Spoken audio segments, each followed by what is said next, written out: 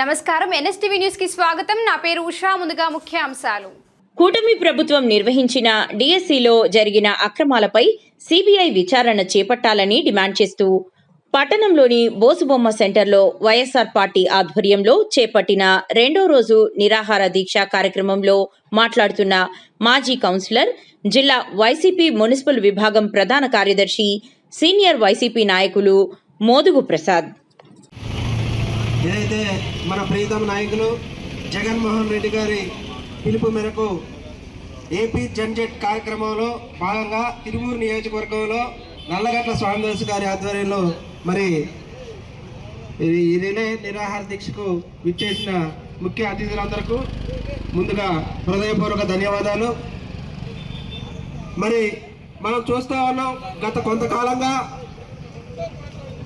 ఏదైతే ఈ కూటమి ప్రభుత్వం వచ్చిన కాడ నుంచి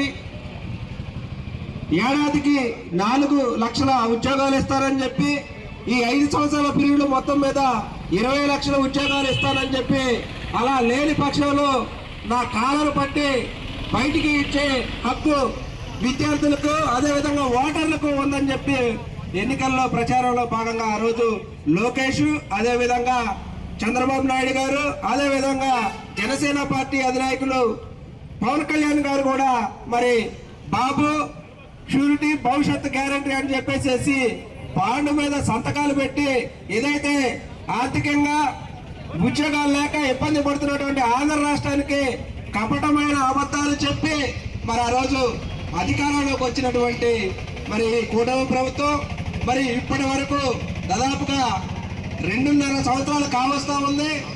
మరి ఏదైతే ఈ మెగా డిఎస్సి అని చెప్పేసి కేవలం 15,000 16,000 ఉద్యోగాలు మాత్రమే ఈ 2 సంవత్సరాల కాలంలో మొన్నటిగా చూస్తా ఉన్నాం రిలీజ్ చేసి ఉన్నారు.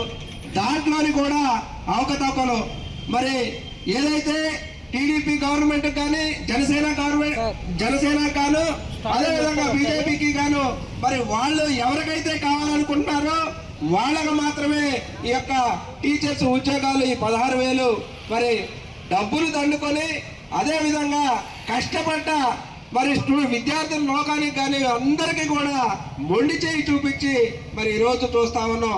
ఎక్కడ చూసినా కానీ కష్టపడ్డ ప్రతి ఒక్క విద్యార్థి కూడా రోడ్డులు ఎక్కి మరి మాకు అన్యాయం జరిగింది.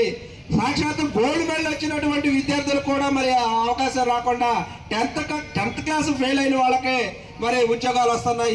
ఇదెక్కడ కరవరా బాబు అని ప్రతి ఒక్కరు కూడా ఇందులో ఏదో మోసం జరిగింది, దాన్ని వెంటనే సిబిఐ విచారణ జరిపి ఎవరైతే ఈ యొక్క ఆంధ్ర రాష్ట్రంలో దాదాపుగా 3,50,000 మంది విద్యార్థులు పాల్గొంటే మరి అందరూ కూడా మరి ఇదేదో పెద్ద కుట్రలాగా ఉందని చెప్పేసి మరి జగన్మోహన్ రెడ్డి గారిని కలవడం జరిగింది.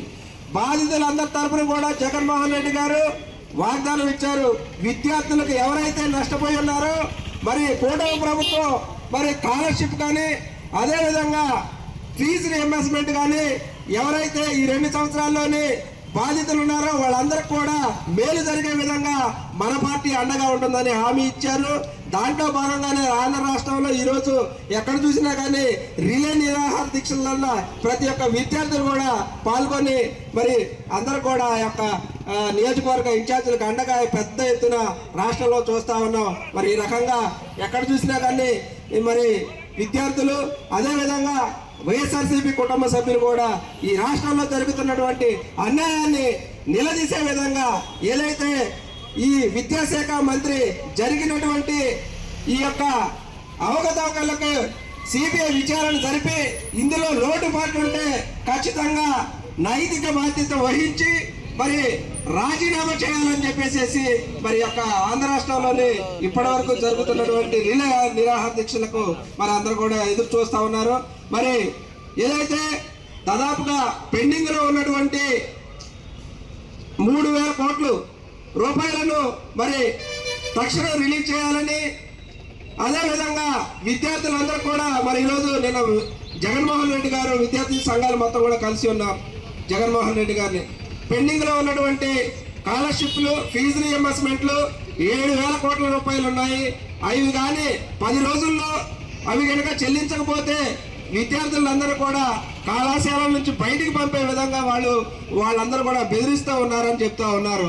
తక్షణం ఈ కూటమి ప్రభుత్వం కళ్ళు తెలిసి ఏదైతే ఈ పెండింగ్ లో ఉన్నటువంటి ఈ బకాయిలు మొత్తాన్ని కూడా వెంటనే చెల్లించి ఏదైతే ఈ యొక్క మెగా డిఎస్సిలో జరిగినటువంటి అవకతవకలను ఖచ్చితంగా సిబిఐ విచారణ జరిపి తక్షణం ఎవరైతే విద్యార్థులు ఉందో వాళ్ళందరూ కూడా న్యాయం జరిగే విధంగా ఈ మరి కూటమి ప్రభుత్వం కళ్ళు తెరవాలని, అదేవిధంగా ఏదైతే విద్యార్థులందరూ కూడా హామీ ఇచ్చిన జగన్మోహన్ రెడ్డి గారికి రాష్ట్ర వ్యాప్తంగా వైఎస్ఆర్సీపీ కుటుంబ సభ్యులు అదేవిధంగా విద్యార్థులు కూడా పెద్ద ఎత్తున దీంట్లో పాల్గొంటున్నారు. అదేవిధంగా 10వ తారీఖు జరిగేటటువంటి భారీ ర్యాలీని కూడా అందరూ విజయవంతం చేయాలని నాకు ఈ అవకాశం ఇచ్చిన పెద్దలందరికీ ధన్యవాదాలు తెలుపుకుంటూ జై జగన్, జై జై జగన్.